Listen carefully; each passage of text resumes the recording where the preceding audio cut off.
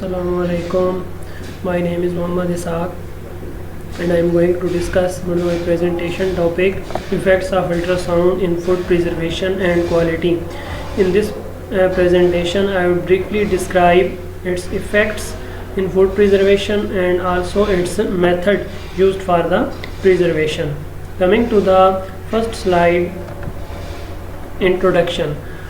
Ultrasound waves are similar to sound waves but having a frequency above 16 kHz. Ultrasound की जो waves हैं ये similar होती हैं साउंड वेव्स से, लेकिन इनकी जो फ्रीक्वेंसी होती है वो 16 kHz से ज़्यादा फ्रीक्वेंसी होती है. Ultrasound refers to sound waves mechanical vibration which propagate through the solids, liquid and gases. यानी जो अल्ट्रासाउंड की वेव्स होती हैं साउंड वेव्स की तरह होती हैं और ये तीनों जो मीडियम्स होते हैं सॉलिड्स, लिक्विड एंड गैसेस, तीनों में से इजीली पास आउट कर सकती हैं. Use of ultrasound in food processing include extraction, drying, crystallization, filtration, deforming and homogenization. इसका जो यूज़ है अल्ट्रासाउंड का फूड प्रोसेसिंग में, उसमें शामिल है एक्सट्रैक्शन, यानी किसी भी चीज़ फूड कमोडिटी से कोई भी चीज़ एक्सट्रैक्ट करनी हो तो उसके लिए भी ये अल्ट्रासोनिक वेव्स यूज़ की जाती हैं.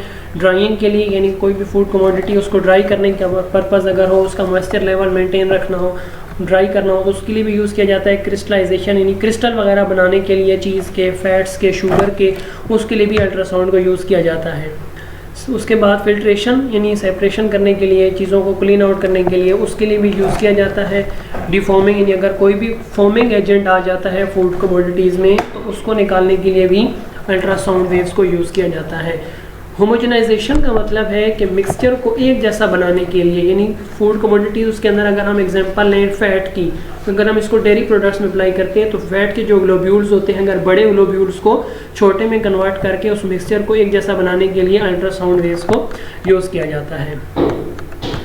नेक्स्ट जो प्रिंसिपल एम है इस टेक्नोलॉजी का वो है कि टू रिड्यूस प्रोसेसिंग टाइम. सबसे पहले तो क्या करती है, जो प्रोसेसिंग का टाइम होता है उसको ये रिड्यूस करती है. उसके बाद एनर्जी को सेव करना, improve the shelf life and the quality of food products. जो फूड प्रोडक्ट्स की शेल्फ लाइफ होती है उसको भी इम्प्रूव करने के लिए इसको इस्तेमाल किया जाता है. इसका ये प्रिंसिपल है, ये खुद इस्तेमाल होकर उसको करती है, शेल्फ लाइफ को इम्प्रूव करती है. उसके बाद जो फाइनल प्रोडक्ट्स की क्वालिटी होती है उसको भी मेंटेन रखती है फूड जो अल्ट्रासाउंड वेव्स होती हैं, इसका भी प्रिंसिपल है. उसके बाद है अल्ट्रासाउंड जनरेशन. अल्ट्रासोनिक वेव्स जो हैं ये प्रोड्यूसिंग टू सिस्टम्स, ये टू सिस्टम प्रोड्यूस करती हैं. First one is generator and the second one is transducer. The function of generator is it produce mechanical energy. यानी जनरेटर का काम है जस्ट जनरेट करना, मतलब ये नाम से जाहिर है कि ये मैकेनिकल एनर्जी जस्ट क्या करेगा, प्रोड्यूस करेगा. लेकिन हमें क्या चाहिए, साउंड एनर्जी चाहिए आगे फर्दर इम्प्लीमेंटेशन के लिए. तो इसके लिए आगे क्या होता है, ट्रांसड्यूसर होता है. ट्रांसड्यूसर क्या करता है, इस मैकेनिकल एनर्जी को कन्वर्ट करता है साउंड एनर्जी में, फिर आगे फर्दर आगे इस्तेमाल होती है. ट्रांसड्यूसर के आगे टाइप्स हैं, 3 टाइप्स हैं ट्रांसड्यूसर की. First one is fluid driven, second magnetostrictive and the third one is piezo electric. ये ट्रांसड्यूसर की टाइप्स हैं. इनके आगे फर्दर फंक्शन है वो भी मैं बताऊंगा कि ये कहाँ पे यूज़ होती हैं, किसके लिए यूज़ होती हैं.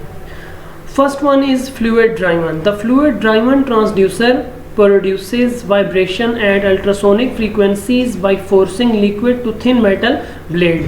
यानी ये नाम से ज़ाहिर है जो भी हमारे पास लिक्विड वाली फूड कमोडिटीज़ होती हैं उनमें प्रिजर्वेशन के लिए जो अल्ट्रासाउंड की टेक्निक यूज़ करने के लिए फ्लूइड ड्राइवन ट्रांसड्यूसर इस्तेमाल किया जाता है. इसमें क्या होता है, जो मैकेनिकल एनर्जीज आती हैं ये उनको कन्वर्ट करता है साउंड एनर्जी में और फिर उसको आगे यूज़ करता है फर्दर प्रोसेसिंग के लिए. इसका फंक्शन क्या होता है, it can be used for the mixing and homogenization system. यानी फूड कमोडिटीज़ में जो मिक्सचर होता है उसको एक जैसा मिक्सिंग करने के लिए पहले तो मिक्स करता है, फिर उसको होमोजेनाइज भी करता है, यानी मिक्सचर को एक जैसा भी बनाता है ये fluid driven. Second one is magnetostrictive. Magnetostrictive transducer जो है ये कुछ फेरोमैग्नेटिक मटेरियल्स का बना होता है. ये लो फ्रीक्वेंसी के अल्ट्रासोनिक वेव्स को प्रोड्यूस करता है. तकरीबन अप टू 2 kHz तक की फ्रीक्वेंसी को ये क्या करता है, प्रोड्यूस करता है मैग्नेटोस्ट्रिक्टिव. थर्ड जो इसकी टाइप है पीजो इलेक्ट्रिक ट्रांसड्यूसर है।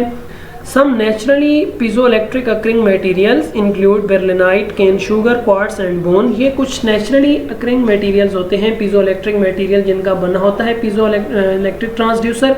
कुछ man made piezo electric material भी होते हैं जैसा कि बेरियम टाइटेनेट है एंड लेड जिरकोनेट टाइटेनेट है। ये इस्तेमाल किए जाते हैं पीजो इलेक्ट्रिक ट्रांसड्यूसर वगैरह बनाने के लिए। जो पीजो इलेक्ट्रिक ट्रांसड्यूसर है ये प्रोड्यूस करता है 300 किलोहर्ट्ज से ज़्यादा फ्रीक्वेंसी की वेव्स प्रोड्यूस करता है पीजो इलेक्ट्रिक ट्रांसड्यूसर। ये टाइप्स थी, इसकी 3 टाइप्स थी जो मैंने इनको बता दिया, फ्लूइड ड्राइवन, मैग्नेटोस्ट्रिक्टिव और पीजो इलेक्ट्रिक। इनका फंक्शन भी और ये किस तरह बनती हैं, कितनी फ्रीक्वेंसी की होती हैं। नेक्स्ट इसके आते हैं uses of ultrasound in food processing. First one is the filtration and drawing, यानी वही बात है कि जब मैंने पहले बताया था कि फिल्ट्रेशन करने के लिए किसी भी चीज़ की फूड कमोडिटीज़ की जो अंदर सेपरेशन होती है, और ड्राइंग के लिए इसको इस्तेमाल किया जाता है। उसके बाद फ्रीजिंग के लिए इस्तेमाल किया जाएगा। हमें फूड कमोडिटी को कोल्ड स्टोरेज प्रोवाइड करनी हो, कोल्ड स्टोरेज पे प्रोसेस करना हो, तो वहाँ पे भी अल्ट्रासाउंड वेव्स इस्तेमाल होती हैं फ्रीजिंग के तौर पे। इसी तरह मिक्सिंग और होमोजेनाइजेशन में इसका यूज़ है, यानी मटेरियल्स को मिक्स करना और फिर उसको होमोजेनाइज करना, यानी एक जैसा बनाना। उसके बाद डिफॉर्मिंग, यानी कोई भी फॉर्मिंग एजेंट है तो उसके रिमूवल के लिए भी अल्ट्रासोनिक वेव्स को इस्तेमाल किया जाता है। Crystallization of fats, sugar etcetera, जो फैट्स और शुगर के क्रिस्टल वगैरह बनाते हैं वो भी हम इस अल्ट्रासोनिक वेव से, अल्ट्रासाउंड वेव से ईज़िली बना सकते हैं। उसके बाद कटिंग, यानी अगर किसी फूड कमोडिटी को हमने शेप देनी हो, उसको कट करना हो, तो कटिंग करने के लिए भी हम क्या करते हैं, इस फूड अल्ट्रासोनिक वेव्स को इस्तेमाल कर सकते हैं। डी गैसिंग, किसी भी फूड कमोडिटी से अगर गैसेस को, एक्स्ट्रा गैसेस को रिमूव करना हो, अनवांटेड गैसेस को रिमूव करने के लिए भी हम इसको इस्तेमाल करते हैं, अल्ट्रासाउंड वेव्स को इस्तेमाल करते हैं डी गैसिंग के लिए, यानी उसमें से गैस को रिमूव करने के लिए। उसके बाद है functions of ultrasound in food preservation. तो फर्स्ट वन, इसका जो मेन फंक्शन है वो है माइक्रोबियल इनएक्टिवेशन। और जो माइक्रोबियल इनएक्टिवेशन है, माइक्रोबियल मैकेनिज्म है, यानी माइक्रोब को इनएक्टिवेशन करने का जो प्रोसेस है वो कैविटेशन के फिनोमिना से वर्कआउट करता है। कैविटेशन क्या होती है? कैविटेशन जो है ये प्रेशर और टेम्परेचर की चेंजेस के ऊपर वर्क करता है। और कैविटेशन सबसे पहले तो सेल वाल को ब्रेक डाउन करता है, फिर उसके बाद जो सेल मेम्ब्रेन होती है उसको थिन करता है, ये इसका फंक्शन है। और फिर आगे कैविटेशन के आगे फर्दर 2 टाइप्स हैं, उनको मैं आगे बताता हूँ। First one is the transient cavitation and the second one is stable cavitation. जो ट्रांजिएंट कैविटेशन है, the cavitation produce high local temperature and pressure that would disintegrate the biological cells and denature enzyme। यानी ये जो cavitation है, एक तो high local temperature को produce करती है, यानी जो लोकल टेम्परेचर होता है अल्ट्रासाउंड के लिए वो प्रोड्यूस करती हैं। उसके बाद प्रेशर और लोकल टेम्परेचर और प्रेशर दोनों प्रोड्यूस करती है। और जो बायोलॉजिकल सेल होती है उसकी डिसइंटीग्रेशन, उसको ब्रेक डाउन करने के लिए इस्तेमाल होती है। और इसके अलावा इंजाइम की डिनेचरेशन में भी ट्रांजिएंट कैविटेशन यूज़ होती है।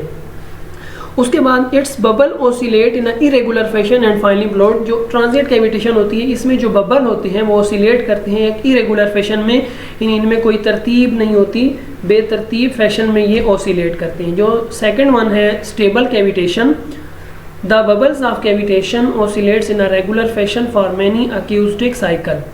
यानी जो बबल्स होते हैं इसमें कैविटेशन, जो स्टेबल कैविटेशन नाम से ज़ाहिर है कि इसकी बबल जो बनेंगे जब इसको हम आगे इम्प्लीमेंटेशन करते हैं तो इसमें जो बबल बनेंगे वो एक रेगुलर फैशन में बबल बनेंगे, एक तरतीब में बबल बनेंगे इसके स्टेबल कैविटेशन के।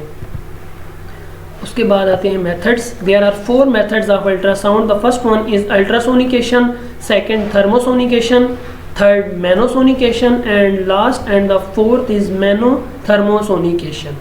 ये 4 मेथड है जो कि फूड प्रोसेसिंग प्रिजर्वेशन में यूज़ होते हैं। फर्स्ट वन है अल्ट्रासोनिकेशन। जो अल्ट्रासोनिकेशन है it is the application of ultrasound at low temperature, यानी कि लो टेम्परेचर के ऊपर इसकी एप्लीकेशन होती है। ये लो टेम्परेचर के ऊपर वर्कआउट करता है अल्ट्रासोनिकेशन, लेकिन इसमें एल टी वाला जो है वो फंक्शन अप्लाई होता है, यानी low temperature at long time. यानी ये टेम्परेचर तो लो होता है लेकिन इसको टाइम लॉन्ग चाहिए होता है, एंजाइम को और माइक्रो ऑर्गेनिज्म को इनएक्टिवेट करने के लिए, जितने भी स्टेबल एंजाइम होंगे और माइक्रो ऑर्गेनिज्म होगा फूड के अंदर, उसको इनएक्टिवेट करने के लिए जो अल्ट्रासोनिकेशन की ट्रीटमेंट है वो लो टेम्परेचर लॉन्ग टाइम के ऊपर अप्लाई की जाती है। सेकेंड वन है थर्मोसोनिकेशन। ये कंबाइंड इफेक्ट होता है अल्ट्रासाउंड का और हीट का, दोनों को इकट्ठे जब अप्लाई किया जाता है तो तब बनती है थर्मोसोनिकेशन। नाम से है थर मतलब हीट और सोनिकेशन मतलब साउंड, तो थर्मोसोनिकेशन का कंबाइंड इफेक्ट होता है, थर्मो मीन हीट और सोनिकेशन मीन्स साउंड, अल्ट्रासाउंड। तो इसमें क्या है कि प्रोडक्ट को जब हम इसके ऊपर इम्प्लीमेंटेशन करते हैं, एक बात याद रखनी है कि इसमें जो हीट का टेम्परेचर होना चाहिए वो क्या होना चाहिए, मॉडरेट होना चाहिए, ना ज़्यादा होना चाहिए ना कम होना चाहिए, एक मुतदिल टेम्परेचर के ऊपर इसकी इम्प्लीमेंटेशन की जाती है। ये जो मेथड है थर्मोसोनिकेशन का, this method produce a greater effect on inactivation of microorganism than heat alone. एक बात ये भी याद रखनी है कि ये जो मेथड है थर्मोसोनिकेशन का, ये ठीक है हीट के साथ मिलकर ही इफ़ेक्ट करता है, लेकिन अगर इसको हम अलग सिर्फ अकेले अप्लाई करेंगे तो क्या होगा, यानी सोनिकेशन जो है माइक्रो ऑर्गेनिज्म की इनएक्टिवेशन के लिए ये हीट के बगैर अच्छे तरीके से वर्कआउट करते हैं। इसका बहुत ज़्यादा इफेक्ट पड़ता है अगर हम इसको हीट के बगैर अप्लाई करें, अगर हमें माइक्रो ऑर्गेनिज्म की इनएक्टिवेशन करनी हो तब। थर्ड वन है मेनोसोनिकेशन। It is a combined method in which the ultrasound and pressure are applied together। इसमें क्या कहा जाता है कि प्रेशर और अल्ट्रासाउंड की जो ट्रीटमेंट होती है उन दोनों को इकट्ठे अप्लाई किया जाता है। यानी manosonication provides to inactivate the enzyme and micro organism. इसमें जब हम प्रेशर और अल्ट्रासाउंड दोनों को इकट्ठे अप्लाई करेंगे तो जितने भी एंजाइम हो के फॉर एग्जांपल अगर एंजाइमेटिक ब्राउनिंग काज करने वाले एंजाइम होंगे या स्पॉइलिश काज करने वाले दूसरे माइक्रो ऑर्गेनिज्म हैं, तो उनकी इनएक्टिवेशन के लिए इसको जब अप्लाई किया जाता है तो इसमें प्रेशर और अल्ट्रासाउंड दोनों इकट्ठा इनका इफेक्ट अप्लाई किया जाता है। Fourth and the last method of ultrasound manothermosonication. अब इसमें नाम से जाहिर है कि इसमें तीन चीज़ें इकट्ठी होंगी, mano means pressure, thermo mean heat and sonication means ultrasound, यानी हीट, अल्ट्रासाउंड एंड प्रेशर, इन तीनों का कंबाइंड इफेक्ट होता है मैनोथर्मोसोनिकेशन में। MTS treatment inactivate several enzymes at low temperature. यानी एमटीएस की जो ट्रीटमेंट होती हैं इसमें आप कौन सा फिनोमिना लगता है, एलटीएसटी वाला, यानी low temperature at short time. इसके लिए टेम्परेचर लो होगा लेकिन टाइम भी क्या होगा, शॉर्ट होगा। तो ये शॉर्ट टाइम के अंदर ये क्या करती है, अच्छे तरीके से वर्कआउट करती है। It also perform thermal treatment at the same temperature but in short time. तो यही जाहिर करता है कि ये सेम टेम्परेचर यानी लो टेम्परेचर के ऊपर ये परफॉर्म कर सकती है ट्रीटमेंट, लेकिन टाइम क्या हो, शॉर्ट हो, शॉर्ट टाइम के अंदर ये वर्कआउट कर सकती है। अब इसका इफेक्ट्स देखते हैं अल्ट्रासाउंड का फूड क्वालिटी में। सबसे पहले इसका इफेक्ट चेक करते हैं डेयरी प्रोडक्ट्स के ऊपर। अगर हम इसको डेयरी प्रोडक्ट्स के ऊपर इम्प्लीमेंटेशन इसकी करते हैं तो जितनी भी सीरम प्रोटीन्स हैं उनमें लैक्टोएल्बुमिन है, लैक्टोग्लोबुलिन है, ये डीनेचर हो जाती हैं जब अल्ट्रासाउंड की ट्रीटमेंट डेयरी प्रोडक्ट्स के ऊपर की जाती है। Similar results were obtained in the fat globule homogenization when applying continuous manothermosonication. जो मैनोथर्मोसोनिकेशन वाला मेथड था जिसमें प्रेशर और अल्ट्रासाउंड इकट्ठे अप्लाई किया था, अगर वो अप्लाई करेंगे तो इसी तरह का सेम रिजल्ट आएगा, यानी डिनेचरेशन भी होगी, इसके साथ साथ जो फैट के ग्लोब्यूल्स होते हैं उनकी होमोजेनाइजेशन, यानी बड़े ग्लोब्यूल्स को वो छोटे में कन्वर्ट करेगी, यानी एक जैसा मिक्सचर बनाएगी और उसको होमोजेनाइज कर देगी। उसके बाद इसका जो रिज़ल्ट है in slight change in milk colour, milk के जो कलर है उसके ऊपर भी इसका थोड़ा बहुत इम्पैक्ट पड़ता है, इफेक्ट करती है मिल्क के कलर के ऊपर भी अल्ट्रासोनिकेशन की जब वेव्स डेयरी प्रोडक्ट्स में इस्तेमाल की जाती हैं। सेकंड इसका इफेक्ट चेक करते हैं जूसेस के ऊपर। जूसेस में क्या होता है, अगर हम एग्जांपल लेते हैं ऑरेंज जूस की, उसको जब हम अल्ट्रासोनिक ट्रीटमेंट करते हैं तो उसमें विटामिन सी की रिटेंशन उसी तरह रहती है, यानी अल्ट्रासोनिकेशन ट्रीटमेंट के बाद भी इसमें विटामिन सी रिटेन रहता है। यही सबसे बड़ा इसका एडवांटेज है, क्योंकि जो दूसरी टेक्निक थी उसमें क्या होता था, जब भी प्रोसेसिंग करते थे तो उसमें विटामिन का लॉस हो जाता था, बहुत ज़्यादा हद तक लॉस हो जाता था। तो इसलिए ये ज़रूरत थी कि कुछ ऐसी टेक्निक अप्लाई हों जिसमें क्या हो, विटामिन को और ज़रूरी न्यूट्रिएंट को हम रिटेन कर सकें।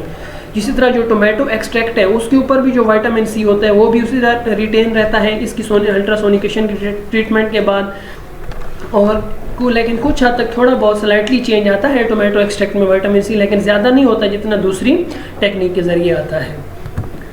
Conclusion: ultrasound is considered to be an emerging technology in the food industry. It has advantages of minimizing flavor loss, increasing homogeneity, saving energy and enhance quality.